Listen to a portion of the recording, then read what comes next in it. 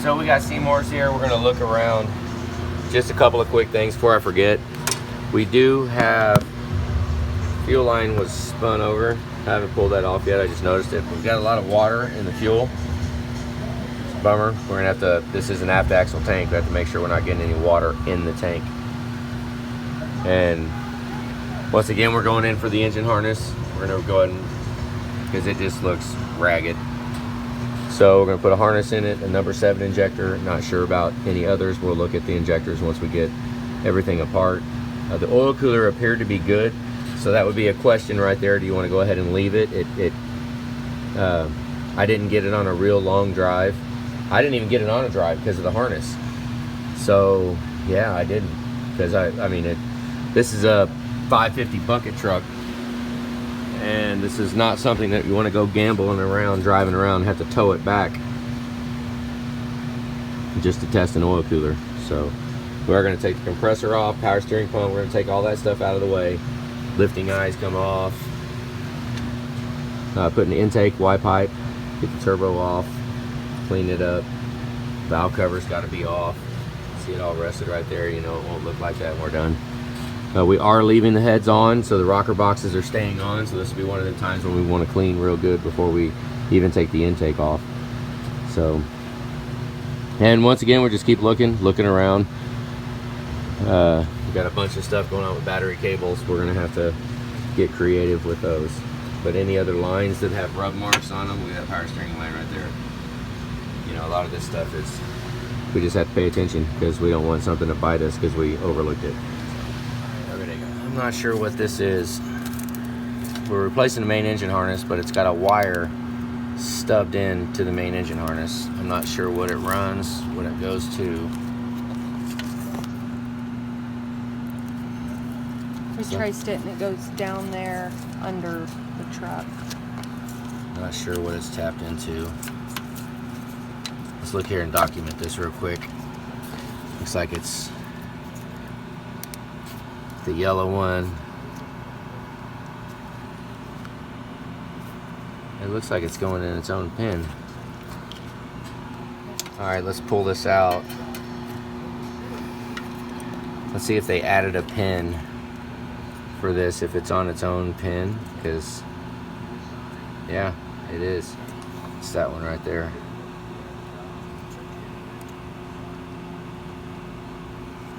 So it looks like it's all by itself.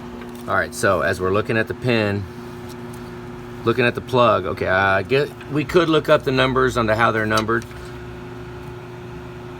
Put it over here so you're looking straight at it as if I'm looking at it, because this is for us. Okay, as you're looking at it, clamps on the bottom. We're looking for this one right here, the one that's out. It's going to be Fifth one on the top. the 5th one on the top from the right. This, the 5th small one. So it'd be the 6th one if you count the actual numbers they count, because they count this. So 4 and then 5. So that's the yellow one, is on the 5th pin over. It's right below it. It's the same thing again. It's right below it, diagonal to the right.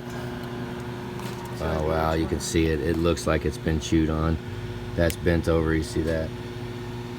It won't go back, so they did something. So it's diagonal to the right, so it's gonna be this one. I'm not gonna be able to pull them out though.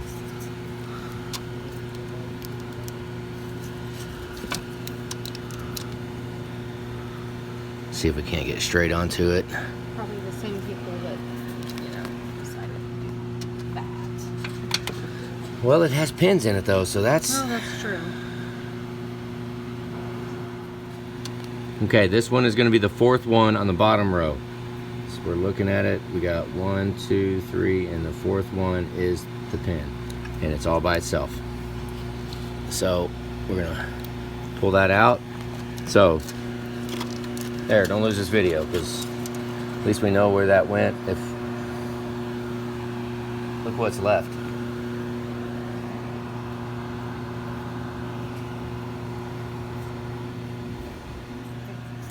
All right, yeah, we got another one cut right here. I mean, we're replacing this harness, so I'm not sure it's, I don't know. I don't understand why.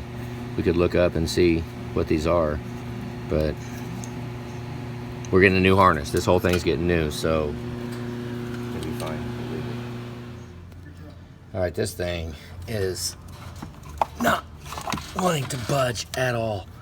This EVP adapter, and to get it off to the EVP, look at the frickin' mount. It's completely rusted and nasty and rounded and just horrible. So we're gonna wind up cutting this line. I might just cut the line and put a socket on it to spin it out, but I wanted to try real quick with these pliers.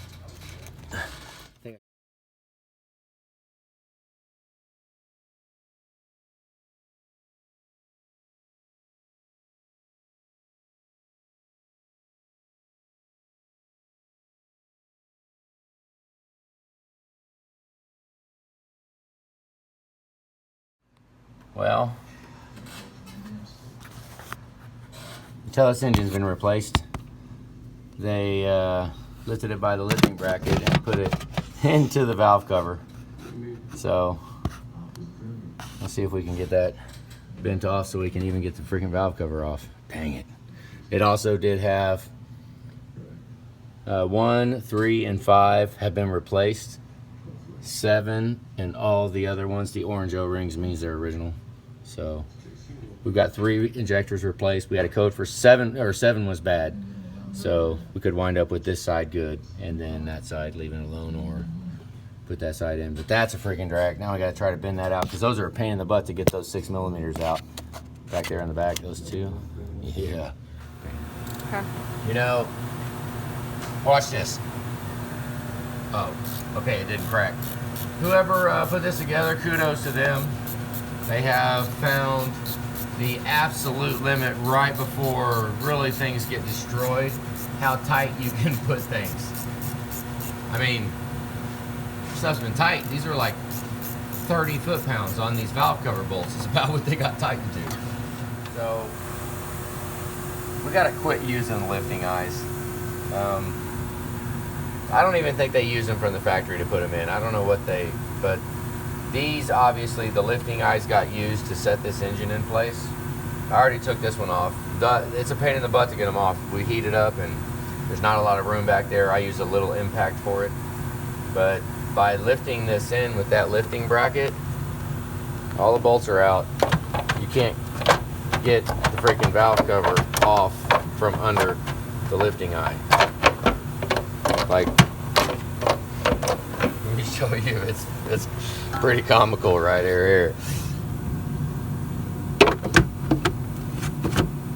Yeah, I mean, as soon as I set the camera down, I'll go ahead and I wanted to take the bolts off and see if it was bent too much to get out, to get the valve cover off. But think about this: you go messing with the valve cover and yanking on it and pulling on it to get it out. Then you bent the flange on the valve cover. Now you got to shove an oil leak, because we bent this thing to all crazy heck, right? If it's not just going to come out. Oh, wait. I bet if I take the ICP sensor out, it might do it. Let's see.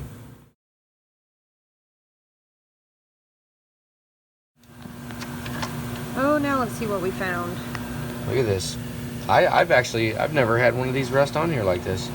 Huh. Watch. It's a ferrule out of a thickum bracket. Yeah, and it's rusted. Well, you just stuffed your head away. Well, hopefully we don't punch a hole in the valve cover trying to get it off. I guess I'll just wrench it. All right, well, I Open got it it. or inch it is. It's a labor of love.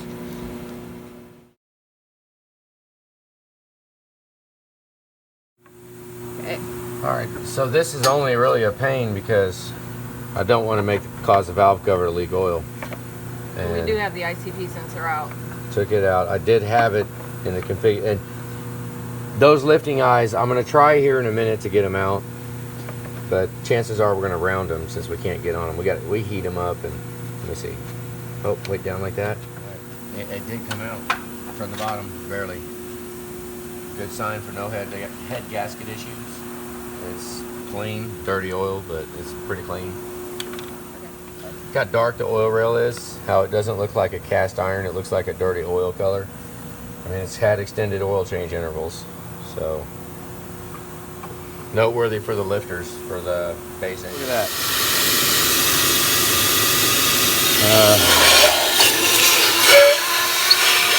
Oh, that's disgusting.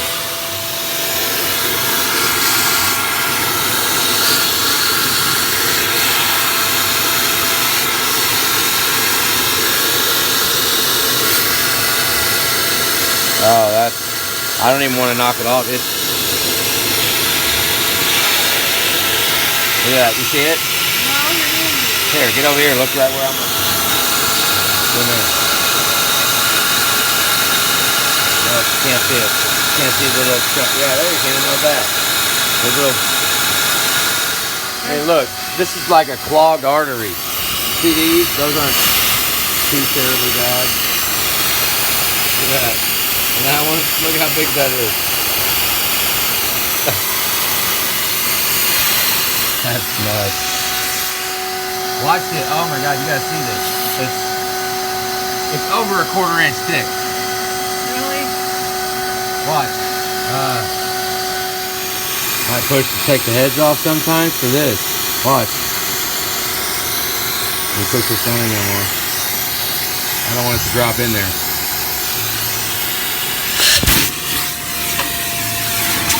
Almost. Look how big that is. That's that EGR, your CGR system. Just gotta get the light in the hose. Oh. Alright, watch. Let me. Let's see what kind of port job we did just by removing stuff. But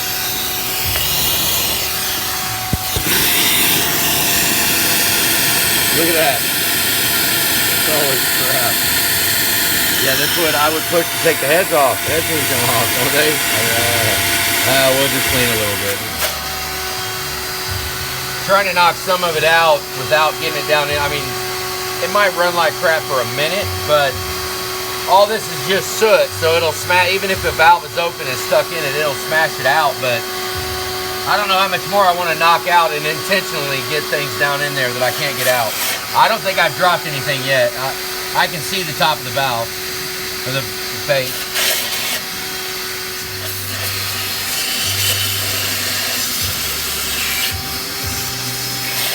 He's working on it.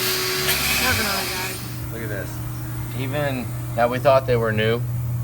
Even the new injectors, the green ones, look how yellow the wire loom is. That says that even those are not new anymore. They've had that. A new injector would, the wire would still be white, like it would be bright white if it was actually new. This means that these injectors were subjected to extended oil change intervals as well. So, you know, I don't even know that I would count these 3 injectors in. I mean, you know, we had number 7 was definitely bad. I'm getting ready to pull the oil rail and get number 7 out. Do we just ride with the rest of them? Do we drop a whole set in? You know, that's we Well, can I say something? decision time. The unfortunate thing is they just bought this truck, so it's not their fault that the oil changes were extended. No, okay, I Well- wasn't saying that. Jeez. Well, I know, but they're Right. actually very good customers and they're very good on Yeah, this is the maintenance. second truck, but we built the engine on the first truck, so. And everything, this was, everything on this is tight, like real tight, everything. So, I mean, you can't tell how hard that was. Well, they got an 8mm on here. I hope they didn't, there's an 8 in here, so I think it's an 8. Should be 230s. And they got something different there. It ain't even tight. Alright, well, that's probably not good for it. That probably means Stripped. it's all the way up against it, so that's a bummer. Everything else was real tight. This must have been one where they failed. They tightened it too much, and let's see if I can turn it. Yep, there it goes, kind of. Look at that, what a pain in the butt. This is the second thing that I had to open and wrench off because it was ghettofied. They spent all kinds of time on this. Look at this bolt. They ground it down. Dang. I mean, I guess if you don't have a T30, I guess it makes sense. But They still service those bolts from Ford. yeah, you can still buy them.